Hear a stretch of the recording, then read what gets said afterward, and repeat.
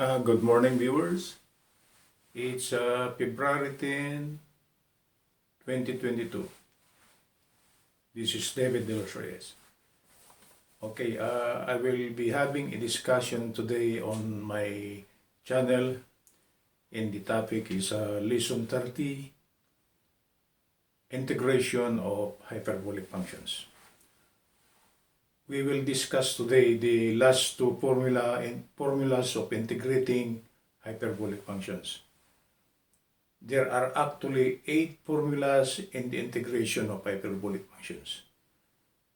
We are done with the 6, so today I will discuss the last 2. Okay. Okay, we start now, guys. The last 2, it's the 7th one. Integration of hyperbolic or integration of hyperbolic functions. Okay? Meaning the function is hyperbolic, we will derive the formula on how to take the integral of hyperbolic functions. There are actually 8. We got 8.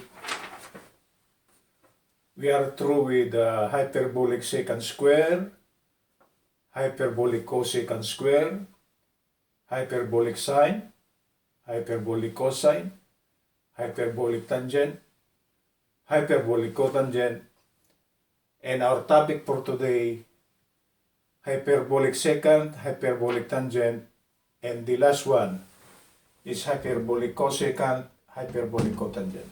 Okay, let's try to bring out the derivation of the last 2 formulas. Because the next time around, we will be having sample problems on the evaluations. It's just like that. We derive the formulas, then we go with the evaluations. If there are some application problems, we will discuss it. A simple rule, okay? It's what you call this systematic approach on how to learn integral calculus. Okay, let's proceed. The integral of hyperbolic secant of b, hyperbolic tangent of b, dv. The integral is actually hyperbolic secant of b, okay, preceded by negative sign, plus c. Number 8, before I will go with the derivation, okay. The integral of hyperbolic cosecant of b, hyperbolic cotangent of b, dv, equal to hyperbolic cosecant of b preceded again by negative sign plus c. So as you notice it, guys, the resulting integration formulas on the right side are both negative for number 7 and number 8. Okay? So just be ready with your mind in accepting these formulas. We are packing up our mind with so many integration formulas, so it's up to you guys to observe it. Okay? Okay, let's proceed with the derivation. Oh, simple. For 7, we will let y equal to hyperbolic secant of x. Okay? It is x, the variable for the meantime is x, okay? Then y is equal to the equivalent of hyperbolic secant in terms of the exponential function is actually 2 over e to the x plus e to the minus x. That's the equivalent of hyperbolic secant in terms of exponential function. Okay, we studied that the past time around, right? Taking the differential of both sides. The differential of y is dy equal to the differential of the right hand side, which is 2 over e to the x plus e to the minus x. Oh, if you notice it, it's a fraction, right? So if we are taking the differential of the right hand side, think of the formula on how to take the derivative of a quotient. It should be the denominator times the derivative of the numerator minus the numerator times the derivative of the denominator all over denominator square. It was from the previous discussions, okay? we are always having a throwback. Okay? So don't forget your past knowledge before we start differential calculus. Because as I have said, the requirement for integral is differential calculus. Okay, let's proceed with the derivation. The differential of y equal to, we will follow this. Denominator times the derivative of the numerator. Okay? We rewrite this. The derivative of the numerator, the derivative of 2. 2 is a constant, the derivative is 0. So this is times 0. Minus the numerator. What's the numerator? It is 2. Times the derivative of the denominator. Eye contact, guys. Okay? The denominator comprises of 2 exponential functions. So just take the differential separately using your knowledge of the differentiation of exponential function. So we take the derivative of the denominator. Okay, look at the board, guys. Focus. It is e to the x times plus dx. It is plus because the power of e is plus x. Plus e to the minus x. So, sorry guys, this is minus x. Right? Times the differential of the exponent of the second one, it is minus x. Its differential is minus dx. Negative. Open bracket. Again, open quantity. All over the denominator square. As simple as that one, guys. If we simplify, what will come out? What will come out? Because e to the x plus this times 0, this will now be 0 actually. Right? Okay? So, we bring out the negative sign. We got the negative sign here. And if we try to simplify this one, the sign of the second term is minus. So, this is now minus. So actually, e to the x minus e to the minus x. Sorry for this one, I forgot the dx. Common factor is dx. Okay? We got the dx, we got the dx, we bring it out, that's it. Right? All over e to the x plus e to the minus x twice. But I expedite the solution a little bit. I separate the denominator already. So I just write it as this 2 here over 1 function here, plus the resulting expansion here, divided by 1 denominator again. Okay? But 2 over e to the x plus e to the minus x is hyperbolic second. Okay? And e to the x minus e to the minus x over e to the x plus e to the minus x is actually hyperbolic tangent. Hyperbolic tangent of x. Then take the integral of both sides. Right? I bring out the negative sign already. Okay? But the formula we are solving is should have a positive sign. So I will remove this negative sign here. I will bring it here already. Okay? Therefore, and if we replace x now by b, we are expediting, okay? The integral, hyperbolic secant of b, hyperbolic tangent of b db. I now replace x by b, okay? Okay? And I remove the negative sign here, I place it on the dy, okay?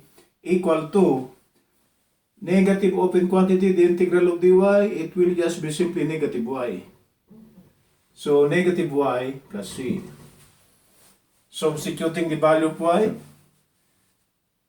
negative, hyperbolic secant of b, negative sign plus c.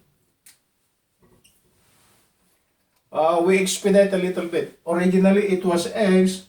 We replaced now by b to bring out the general formula, but it's preceded by negative sign. So this is hyperbolic secant of b, negative, plus c. This one is actually formula number 7. This. Okay, guys? Simple, right? Okay, let's proceed with the last example, or last derivation for this afternoon. The integral of hyperbolic cosecant of b, hyperbolic cotangent of b db, equal to hyperbolic cosecant of b, negative sign, preceded by negative sign plus a. Okay, let's bring out the derivation of this. You notice why this is 30? We are now on lesson 30 on integral calculus. I am numbering it, so we are systematic. So you YouTubers, if you follow my discussion on my channel, it's by the number. Okay. Okay. Let's proceed with the derivation. We let y equal to hyperbolic cosecant of y. This is b. X. This should be x for given time. Okay. We assume the variable on the right hand side to be x for given time. Okay. I will come back here. I am right-handed. Okay. We let y equal to hyperbolic cosecant of x. And y is equal to hyperbolic cosecant is 2 over e to the x minus e to the minus x. This is minus. Because under hyperbolic cosecant, it is plus. That's the difference. Okay? Hyperbolic cosecant, this should be negative. Check your exponential equivalent. Okay? Looks similar to the form numerator over denominator. And if we try to take the differential later on, it's the same. Denominator difference times the differential of the numerator minus the numerator times the differential of the denominator all over denominator square. Okay? So it's just a matter of substitution.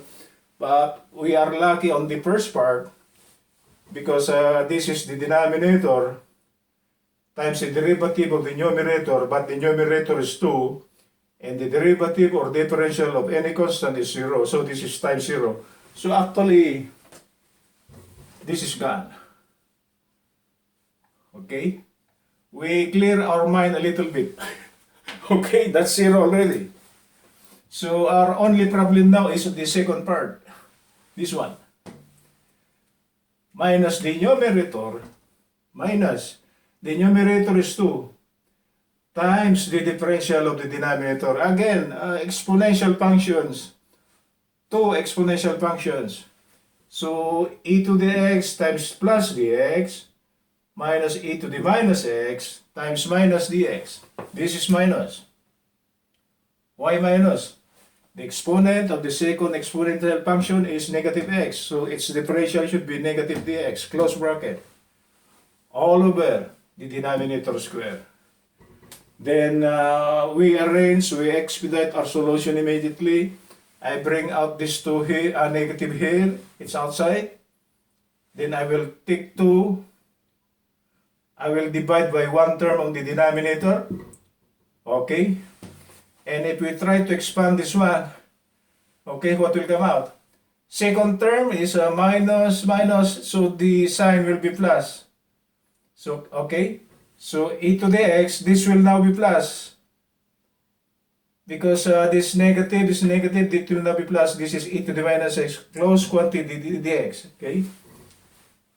It's easy.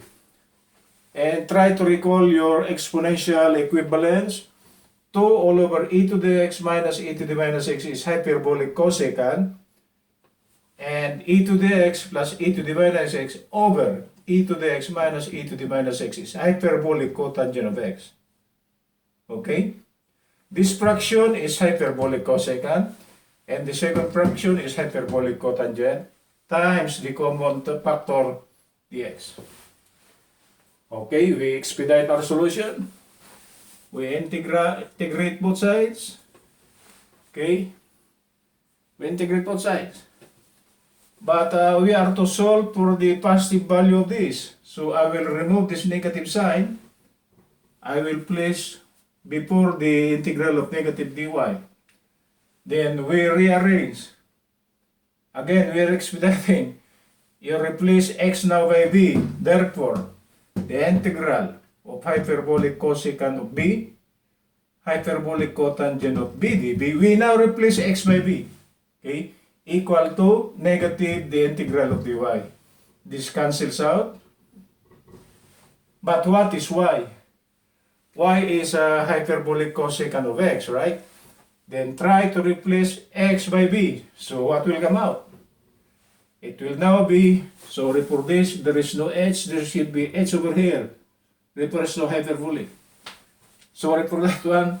The final answer now will be, or final formula, hyperbolic cosecant of b preceded by negative sign plus c. That's formula number 8. That's it, guys. I brought out already the 8 formulas plus their derivations. So the next time around, we will be discussing problems on the evaluation. Okay? If there are some application problems, we will discuss. If there is none, we will proceed with the next integration maybe. It's becoming interesting. Because when we go to with the applications and the calculation of volumes and areas of figures which are not consistent, irregular, we could solve those ones. Okay? I give you one example, like the area for a circle, area of a circle is pi r square. How come the area of a circle is pi r square? The derivation of that, it is actually integral calculus. So when we go with the application, okay, we will derive that area of a circle is pi r square by using integral calculus. Okay, guys? Good afternoon, Los Angeles.